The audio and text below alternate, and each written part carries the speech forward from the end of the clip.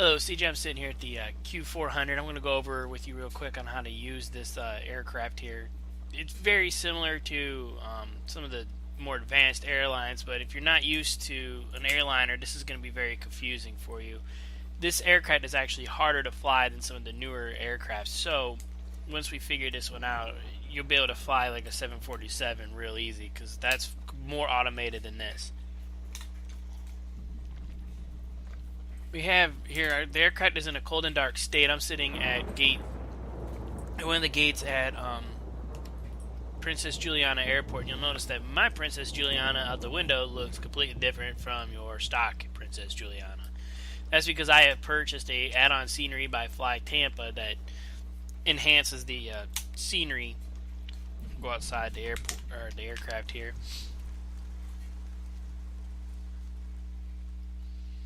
Okay, you'll see it adds the control tower, the hill. We've got a bunch of vehicles parked out here, more buildings, jetways. Even got, changes the watercolor out there to make it look more realistic. It's got flags that flap in the breeze. Over here we've got girls in bikinis out on boats watching the airplanes, trying to see your skills. The parking lot with cars in it. Come around over to here, there's the helipad is over there, the private, this is called the, FBO, fixed-based operator. This scenery also includes with it all the charts that you'll need, so you do get a lot for the money. It is frame rate intensive, though it will drop your frame rates if you don't have a pretty decent system set up right. But it does really make the scenery look a lot better. It's even got volumetric grass to give it more of a dimension in the grass. And we can come over here and you'll see that it even adds the beach with people on it. There's even a guy right here watching the airplanes up against the fence. It's pretty cool. And you got the boat dock over here, or not the boat dock, the pool deck, so people could sit outside, watch a drink, watch you land your 747 on the beach. And when the airplanes fly over the water here, it will blow sand out, and it even gives like dolphins jumping in the water. It adds birds to the vicinity of the airport. There we go. There's some birds flying around right there. More vehicles driving around, and then again the flags flapping in the breeze. The other scenery I'm using is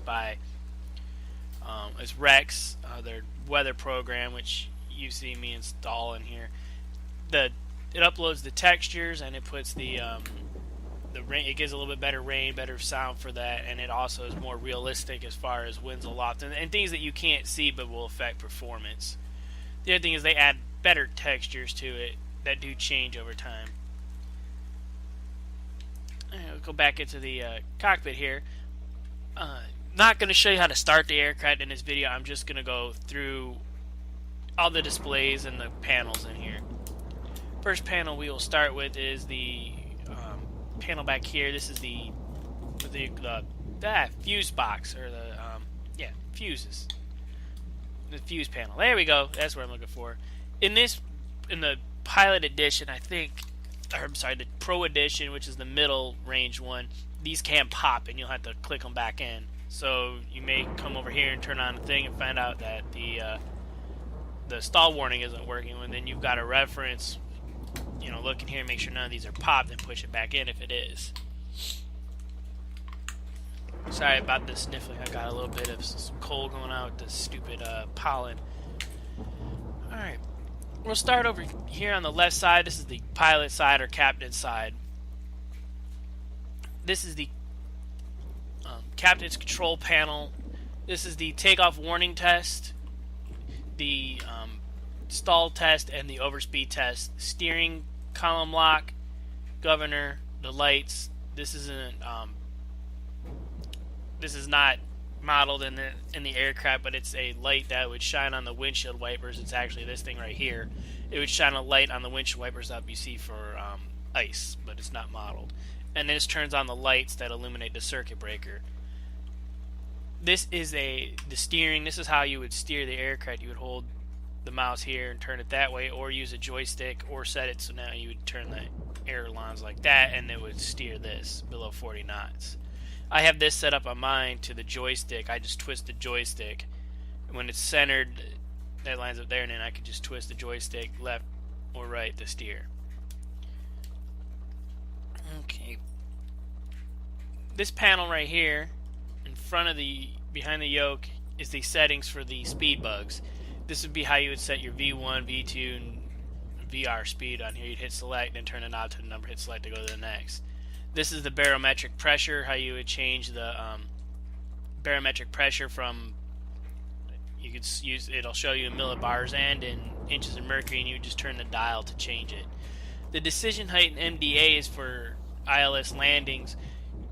They either call for one or the other, but there's a certain altitude that if you're below that altitude or at that altitude you can't see the runway, you bail on it. You set the number to what's on the chart, and then when you reach that number, a buzzer's going to sound and it'll give you a call saying like minimums. That way you know that you are at the level that you need to make your decision. If you don't see the airport when they say that, you do a go around. All these screens here are just basically just like in the other planes that we fly. This is the main or PFD, primary flight display. This is going to have all your flight information on it. It's going to have the attitude indicator, your speed, altitude, and then a direction finder down here. This is the navigational display or multifunction display, because you can change this display to display some other things, and I'll show you in the other video how to do that. But the primary use for this in flight is for navigation. It's going to have your map on it, your terrain radar, and your weather overlay on top of it. This middle screen is the engine, primary engine information. And then on this side, it's the reverse of what's on the co-pilot or the captain's side. These two screens right here are part of your FMCs or flight management computers. This is how we set the computer basically to fly. And I'll show you that during the next video. Another thing I'll show you right now, this is kind of in the special features thing. If you find this yoke is kind of getting in your way of seeing the screens, if you click right here at the base, it'll disappear. Alright. These little buttons right here are actually, they're warnings. They're just warning lights that you can actually reset by clicking them. This propeller ground range is to let you know the propeller RPM is within the range that it needs to be for on the ground. There's like a range of RPMs. You don't want to go above, and basically you won't go below it, because as long as the engines are spinning. But it'll let you know engine 1 and engine 2. These are the spoilers when you're taxiing. They're in taxi. When you take off, right before takeoff, you click it up to flight. It'll also click automatically into flight once you've advanced the throttles past a certain stage. This is the clock right here, and you can set the clock to do you can set it. I don't know what I just did there. I don't know what you'll see. I clicked something and apparently I changed the time, so now my flight simulator needs to reload the graphics, so just bear with me here for a second. Apparently if you do that you could advance ahead, but then it changes the flight, probably changing the time of day settings to make it look realistic. Like if I were to click ahead, I dropped an hour back is what I did. Okay, anyway, we're back now here. This is the ground proximity warning test, and these are the other ground warning and terrain warning lights.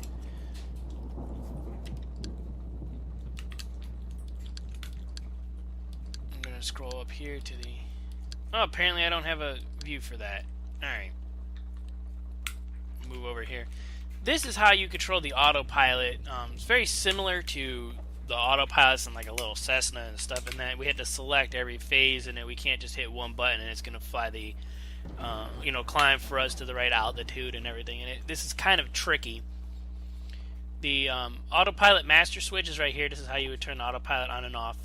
Yaw damper we always engage right after startup, and that helps with the it adds some control to the rudder, so now you don't have to put as much into it. This HSI selector is to select which side of the aircraft you're flying on, and it moves the information to the other display. So if you're sitting in the first officer seat, you would click it so this arrow would light up. That would mean that all the information is being displayed over on this screen. By default, it's always on the captain's side. This is how you would do the heading hold. You would turn this knob to select your heading in degrees, and then hit the heading hold and it'll fly it. Navigation is for VOR flying or for the FMC. You would set this nav source to what you want, either like nav 1 or FMC 1, and then hit nav. Approach is the ILS approach. That'll help do your localizer to the runway and your glide slope. A back course on some of the ILS is if the other side of the runway, it basically mirrors what's over on the front. You use the same thing. It's not really designed for it, but it's called a back course. But you would use the same frequency as the other side of the runway. Indicated airspeed, you would set this and then use the nose up and nose down. So now you would fly at a certain speed while maintaining a climb. So if you wanted to climb at 183 knots, you would hit indicated airspeed, use the nose up and down wheel until the speed bug was on 183, and you'll climb at 183 knots forward speed, and you'll get, depending on your weight and stuff, you could climb is the vertical speed. Vertical speed is just that. We could climb at 2,000 feet per minute, descend at 1,000 feet per minute. VNAV is a complex feature that's part of the FMC that you could set, that if you want to descend at a certain rate, say like 1,800 feet a minute, and you need to be at a certain altitude at a certain waypoint, it'll calculate when you need to descending. Excuse me. The alt is just an altitude hold. If you click that, it'll hold the altitude that you're currently at. To set an altitude, like to climb to, you would use the altitude selector, and you would scroll until you reach your thing, and then you hit alt select. That arms it, so now once you reach that altitude, it'll stop ascending or descending. If you don't hit alt set or alt select, and doesn't matter what you have programmed in here, you're gonna go up or down. You're gonna go right through it. This again is the nav source to select for which on here you want to display, either like a VOR, ILS, or the FMS. This is the course selector for VORs, and for ILS you change that to like runway heading or the heading you need to fly at. This is the exact same stuff, only for when flying, the first officer is flying. Same thing over here on the co-pilot. The only difference is that they have the oxygen indicators over here to show the pressure in the oxygen system, and if they're in the green. And this is the exact same stuff that's over there. This is the light control to turn the lights on here, and over there the circuit breaker light. The other thing that the first officer will use is the anti-skid button. That's right here. That just is basically like anti-lock brake system. And this right here is how the first officer would set his speed bugs on this display. Alright, the overhead panel. This looks really confusing, but it's really not. This is the direct current control and the DC generators. Basically your battery system. This is the main battery. Then you've got a main battery master to turn the main battery on, an auxiliary battery, and a standby battery. And you just click, click, click right on through down to turn them on. This is the generators. This is engine 1 generator, engine 2 generator. When you're on batteries, you can turn them on, and then what you do is you use this bus tie to connect them. When the engines are running, the bus tie is off because they have their own driven power. This is to reset any faults that might happen. It's basically resetting a circuit breaker. And this switch right here is if you have external power connected, you get the external generator, you would click this to on, and it takes the load off the batteries, and you could actually shut the batteries off. This feature right here is actually pretty cool. It's more than looks on this aircraft. If you're flying into icing conditions, ice will form on the leading edges of the wings and on the propellers. This is how you combat that. Basically what it does is it takes hot air coming off the engines and it blows it through ducts along the leading edges. It inflates balloons that'll expand, and that cracks the ice, and it also heats them. But it can only do certain sections at a time, and each one of these little green lights represents which section is working. This is the prop ice, engine door ice, and then the leading edges. You could select these manually by turning the button going through each one, or you could do it automatically by going slow or fast. This is the prop ice. It turns heat onto the engine to the prop blades, and these are the intake doors. This reference speed is if you're you turn this on if there's icing because you don't want to fly too slow. You got to add speed to it, so that it just changes the warning down here. It increases that stall speed by 20 knots. If you turn this on and you leave it on, and when you go to take off, you're going to get a stall warning at your takeoff speed. So they recommend don't turn that on unless it's required for icing conditions. The boot air, that's what I was telling you about with the boots to expand them. That's how it's controlled there. This is the pedostatic tubes. These are the heaters to turn them on so ice doesn't build up in the pitot tubes and disrupt airflow into there. The pitot tubes use ram air to calculate your airspeed and altitude. So if ice builds up in there, you're going to get inaccurate altitude and airspeed. This is the window de-icer warm up. You turn it to warm up and it's going to start warming up the coils, and then when you turn it to normal, it's going to activate the heater on the ice, or activate the heater on the windshield. That controls both pilot and the first officer side. The pilot side window heat is the window over here. You see the icers right there, and this strip going around it.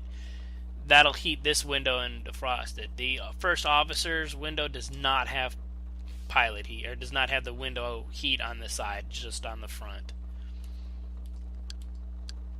Okay, this is the exterior lights, your taxi lights, and then the landing lights. This is the altitude pressure. This is controlled automatically in the computer. Basically, the only input that you had to do is set your landing height, and it really, for most of the time at the airports I fly, you don't even have to touch this, because if you see, it goes in increments of like 120 at a time, 120 feet.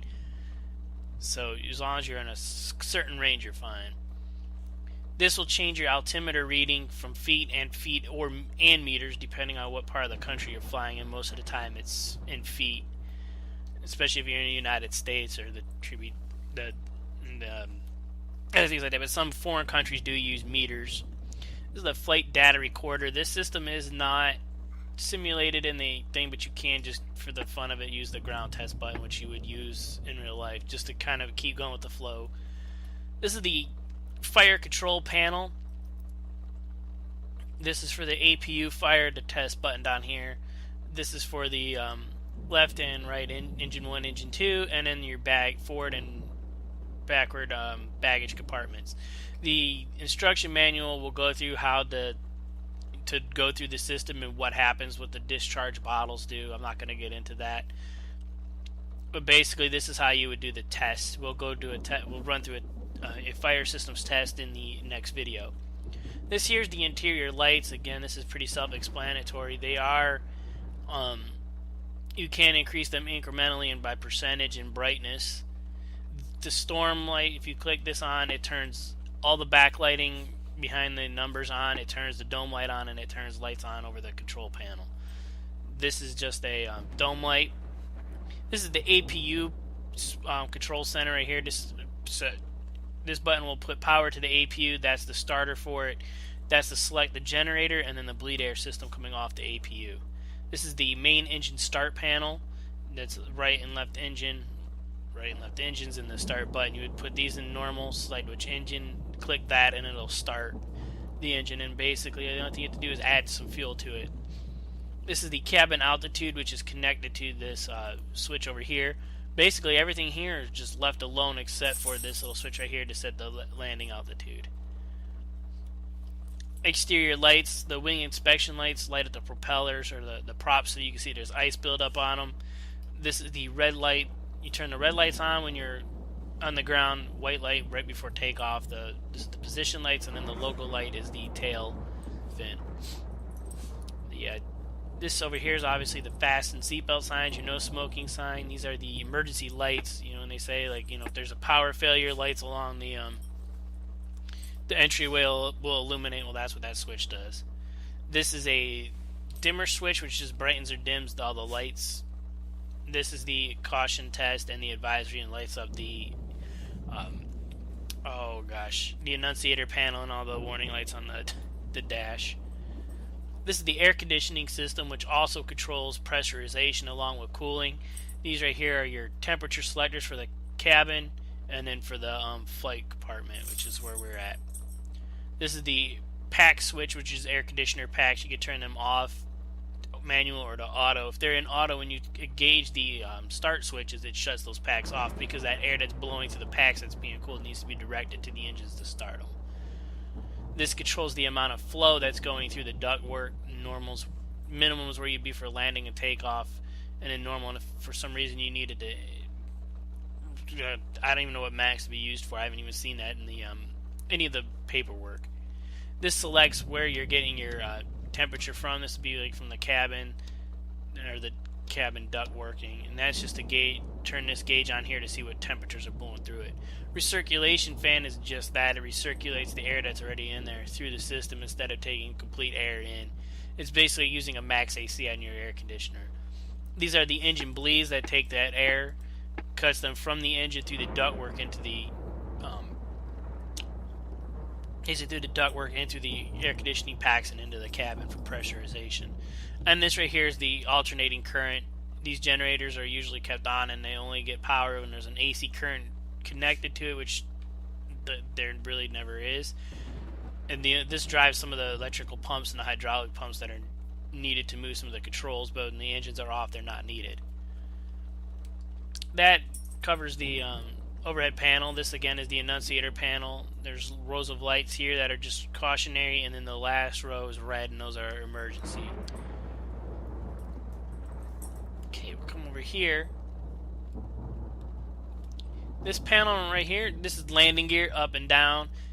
The horn is if you're flying at low levels, saying like doing a low approach. If you're below a certain level and the landing gear is not down, you're going to have a horn blaring. You could flip this and mute that horn.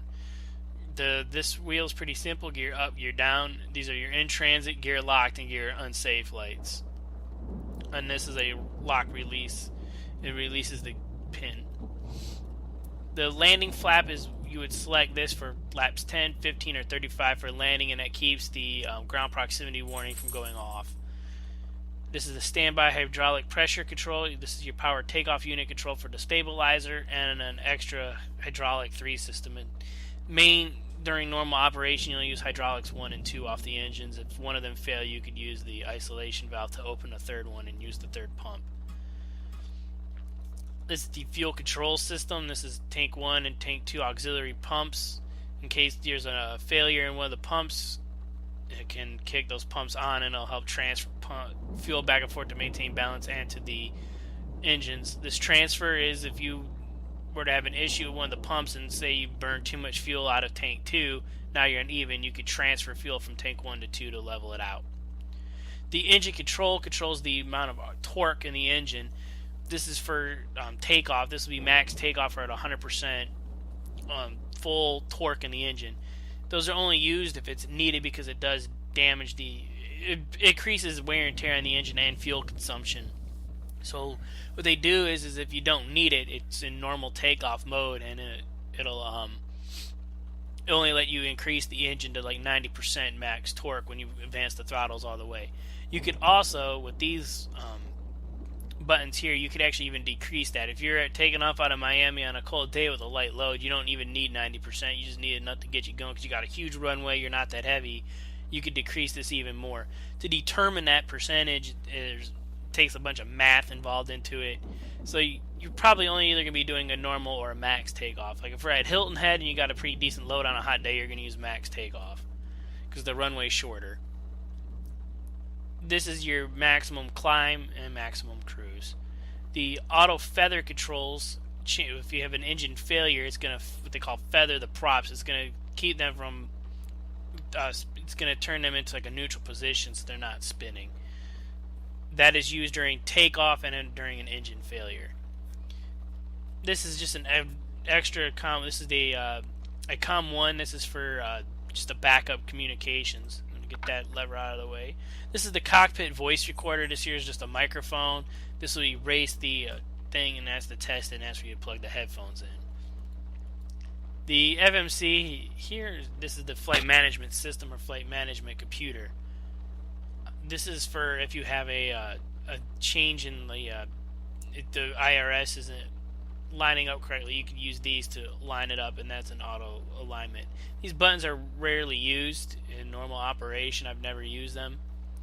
And this is the different menus that you could open up. This is your alphanumeric keypad, the on and off switch. This right here is the displays what is on the display, nav display here as far as your weather. This will be the traffic collision and avoidance system, your weather map, your terrain data, and then this is what's just called data, and that'll put the VORs and the airports, and then are also clear them by clicking that. The format button, you could open this for displaying a north view, map on here to go through your flight plan to make sure that everything is correct. You don't have any weird discontinuities or some weird routes in there. And this will also, if you hold the button down, will also overlay the ILS display on top of the map, so you can still maintain, you can still look at your nav display. This is the brightness for the primary flight display, and the multifunction or nav display. These change the needles that are on there. This will be your number 1 and number 2 needles. You could change either the FMC or to the VOR for just having multiple displays that they're determining location. This switch is the range display on the map, and this will, right here is the brightness of the terrain or weather overlay. And that is the same on that side. This is the elevator trim. This is the up and down trim. We say put the trim into it. For takeoff, you need to be within this white box. This is the parking brake. This lever right here is called a gust lock or a control lock. During taxi, you would keep this here, and this will prevent you from pushing the throttle to full and from connecting the spoilers. The other thing that this does is if there's wind gusts, it keeps the controls from flapping around in the breeze. This right here is pretty explanatory. This here is your thrust or your thrust levers. Oh gosh, this is flight idle. When you're for flying in idle, you put it here. This is just disconnect. It's basically there's no power output in here. And then down here is your reversers. Anything below that. This is the fuel they call condition lever. This changes the pitch of the prop to change the RPMs. When you're at takeoff, you would be at the 1020. That's 1,200 RPM. And that is used for like takeoff and max power. When you're climbing, you would go to 900, and at cruise, you're at 850. Start and feather. This would be where you don't want any torque, or you don't want any propulsion because of an engine issue or something. You would go to feather. This is also where the fuel gets turned on by increasing this lever. These levers are kind of tricky, but the right there is where the fuel would start being connected to the engine, and then this is the fuel cutoff and how you shut the engines off. And this here's the flap lever with increments at 5, 10, 15, and 35 degrees. Down here's the radios. This is called the ARC-DO, which I don't remember what it stands for, but it's some type of radio panel. This is you'll have your COM1, COM2, NAV1, NAV2, ADF, the TCAS system, and then the transponder in here. You would use this knob right here to tune them. This selects the on and off. If it's in both, that means you could control here to who's using what nav radio, or you could set it to FMS, and the FMS will automatically tune it as you get close. These are just buttons to scroll through the different menus that are available. Your PA button, this right here just sends a chime to the cockpit. These are the volume controls for each of the radios, to which you would hear in the thing. Like the VOR would be like the Morse code identifier. And over in here is the trim panel. This shows where you're trimmed out at for the rudder and then the ailerons. You're going to use the rudder trim a lot, and you'll see why during the video and the flight.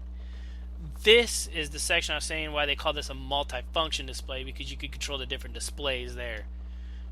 This is for the co-pilot, and this is the first officer side. We could switch this right now. That being the primary flight display, you can set it to nav, and then this is the systems page, in which you could scroll through these different systems right here and have them displayed. And the engine is just an extra, is another engine display, like a page 2 that has more information on the engines that could be displayed. This is the weather radar control panel, the standby, test, and on. And standby, what that does is that'll start warming up the radar waves, but you don't want that transmitting when you're on the ground because it can hurt people. The gain is the brightness of the weather overlay as well. This would be like more the transparency than the brightness is how bright it is. This will be transparent. You can make it so it kind of looks ghost-like, and you can see what's below it.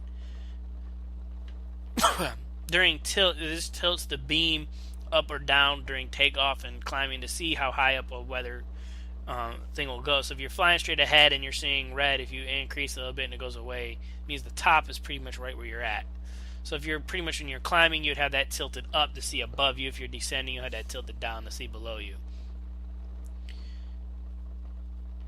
And this is the exact same as on the other side. This is the IRS, or initial reference system. When they're off, there's no data being sent to the FMC as far as aircraft position. This needs to be on for all the displays to work. You cannot turn this off. If you turn it off in flight, you're going to lose all your flight displays. You're not going to have no idea where you're at.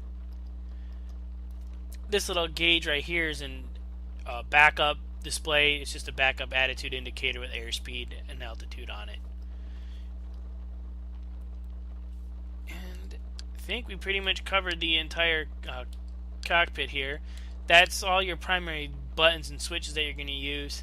Some of the other neat little things about this aircraft, and this is all mostly just for shits and giggles in here now, is some of the different animations that are present. Down here you've got the main alternate landing gear extension. This is how you would lower the landing gear if when you drop that lever it doesn't come down. This is the second test that you would use. And then the landing gear doors are up here. This is an escape hatch. You can open it. There's a certain procedure for right and left clicking to open this hatch, and it'll drop down. You can see the sky. You can't close. You can close it, but it's a pain. I have not been able to get it to close again. You could adjust the these sun visors by right and left clicking on them. We'll move right or left and then fold it up. Different lights work. You can use this knob right here to turn that light down on, and it'll shine down on here and kind of put a little illumination here. You can open up that little tray right there and then click this light switch right here, and that'll illuminate that little area. You can see the armrests move and the chairs move back and forth by just clicking on them. I showed you down here at the base how to get the pedestals to come and go. The pilot seat will move forward and backward. This will come down as well, and you could close that. And then there's another little light switch here that turns on the overhead light here. So there's a bunch of little things that you could click on just to kind of monkey around with while you're flying. It doesn't really change how you're going to fly the airplane, and it's just kind of there for just some fun to click on and little advancements in the simulation. There's another little dome light right here in the back.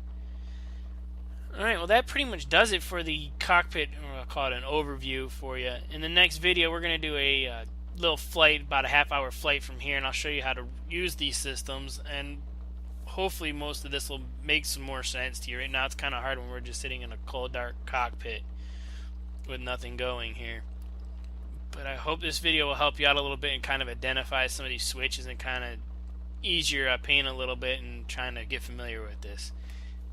I will talk to you again in the next video.